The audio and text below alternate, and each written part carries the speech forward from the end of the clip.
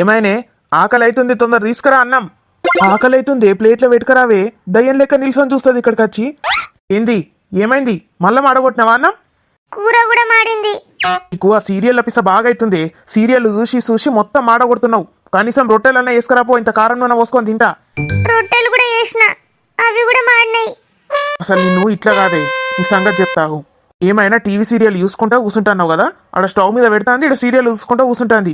మాడకి ఏమైతాయి? అసలు తప్పంతా నీదే. కరెక్టే, టీవీ కొని తప్పు పని చేసిన నేను.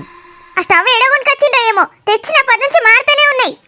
అన్నం మాడుడే, కూర మాడుడే, రొట్టెలు మాడుడే, పాలు కూడా వంగుడే. పాలు వెట్టుడు అవసరం లేదు, పొంగుతున్నాయి. ఒక్క రోజైనా వంగకుండా ఉన్నాయా?